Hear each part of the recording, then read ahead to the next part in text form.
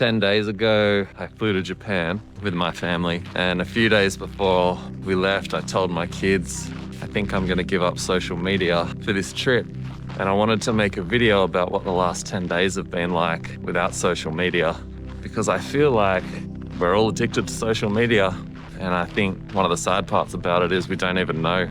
I definitely knew that I was addicted, and that's why I told my kids, how about when we go on this trip, I take it off my phone. And I was just kind of floating it to them as an idea. One of my kids just said the most heartfelt, "Thank you, Dad." One of my other kids said, "So does that mean you're not going to be scrolling all the time on this trip?" And then he said, "Oh, sorry, Dad, was that mean?" I said, "No, it's not mean, it's just honest." And I'd been taking steps in the weeks and months before this trip to try and bring my screen time and social media use down, using screen time settings and time limits and stuff like that. And I'd been bringing my time down from what it was, which was an embarrassing amount of hours.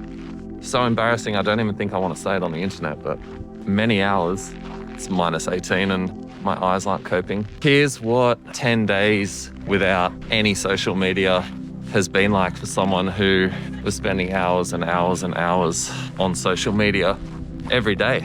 One of the main things I've noticed is I'm not distracted when I speak to people, especially the people most important to me. So the number of times that my kids would speak to me and I wouldn't hear them because my head's in my phone, or my wife, or anyone who's talking to me. Maybe I should do this so you can hear me clearly. So that's probably the first thing I've noticed, is I'm not distracted. I'm focused, I'm much more present in the moment that I'm in. Another thing I've noticed is I thought it was going to be really hard. I felt like I was so addicted to social media that even deleting it off my phone, I was like, I don't know if I'm ever even going to be able to delete that off my phone. It has too much of a hold on me, but I was at the airport, deleted it off my phone. I actually even did a post saying, I'm deleting this off my phone. And I had some interest in how that post was received. Oh, I've got to put this back up. I can't breathe properly. I can breathe, but it's very cold to breathe. Look at this. This is where I am. It's a town called Asahikawa. And I think I need to cross the road here. Get on this footpath. But yeah, I noticed that I'm not distracted. I'm more present. I absolutely love choosing what's filling my mind. On social media, I was just frustrated and sad and angry every day because I was just constantly being reminded of how messed up the world is. The world is messed up. I know the world is messed up. I know that I'm, really privileged to live somewhere where I'm safe and I can travel. I know that. But for me, being reminded of it, not just every day, but dozens of times every day, was not healthy. I actually love being out of the news cycle. I love it. I love not knowing what Trump has said. And I love not knowing what my Prime Minister has said. And I love not knowing what the Prime Minister of England has said. For me personally, that is healthy. I love it. And the reason I love it is because my personal belief, and I'm not saying I'm right, I'm saying my own personal belief for me in my life, is that politics feel like they've been created to take sides and divide. For me, stepping out of politics and left and right and liberal and conservative and all of that has just been healthy. It's been healthy to be like out here or at home or wherever I am, and to just connect with people on a human level and not on a screen and not about politics has been absolutely incredible. They're probably the key takeaways for me. 10 days off social media as someone who thought maybe they won't ever be able to get off social media. My screen time, and especially my social media time, has gone down so far. And I'm just really grateful for that. Really grateful, because kind of felt like I was losing my life to my phone. Kind of felt like I was losing my life to social media. Kind of felt like I was losing my life to things that I didn't choose. Things that an algorithm chose for me that was designed to keep me on my phone longer. I really think that that's what the algorithm is designed to do.